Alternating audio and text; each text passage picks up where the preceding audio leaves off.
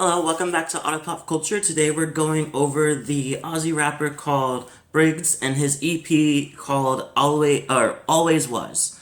So I am a big fan of Briggs. Actually got into him as a person before I got into his actual album, and the first song I got into him was the AB original with Dan Sultan.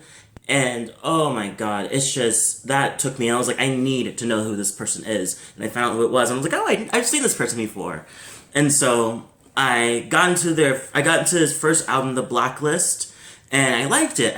I liked it. I feel like there's something that reminded me a lot of him that was very familiar, the way he raps, and I love his flow, and I was like, I immediately like his flow.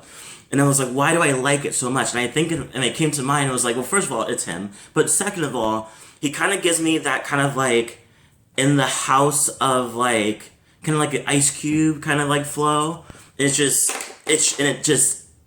That kind of natural, like, he makes the pace, he goes with it, I don't know, like, it sounds so great, and I love his sound. So, we're going over to the EP, and I haven't actually reviewed the two albums that he did, so stay tuned for those. It might be in my little retro reviews when I go backwards. But for now, there's this. I liked it. I felt like there's some pieces of the songs that were unnecessary. Like, for example, Go to War, which I know that's like very popular right now. But I didn't really like the AAA part. I feel like it was kind of a waste of time. I felt like at least shorten it a bit. But other than that, I feel like this whole album is much more of, you got a couple flex songs, you got a couple like, I do me, you do you kind of thing. Like, or kind of like whatever I do gets on. It's pretty like, it's like half flex, half kind of like, I don't care what other people say, I do me, you know. And I think that's really cool. But I do want to point out some of my favorites, so let's start with that. So I love Sox Hat. The bass was hard. I was blown away by the bass. I was like, I wasn't ready for it after Apollo. And I was like, whoa. So I came into that, I really liked it. And it's pretty much, I feel like it started about drugs and pretty much just him saying the same hymn, you know, no matter what happens. He's like, this is who I am, you know.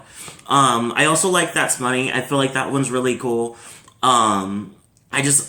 It's another flex song, but I love the sound. The production's really great. And then Good Morning with Muki. I love it. It reminds me of like Today Was a Great Day by Ice Cube, and I feel like that's kind of thing like that kind of like nostalgia kind of feel in the background with the production mixed with the whole kind of like, I don't know, like it just this flow is so, I can't describe his flow, but I just really like it. I really like it. So yeah, and this is secondly his second EP, because his first EP was the Homemade Bombs in 2017. So, yeah, I like it. It doesn't really give me enough. I want a little more depth. I know he already has that. He's done it before, so he doesn't owe any of that type of depth. But I hope the next album, if this is a snippet of what's going to happen, that we get a little more story that he usually does. So yeah, so I give this EP, I give it a 3 out of 5.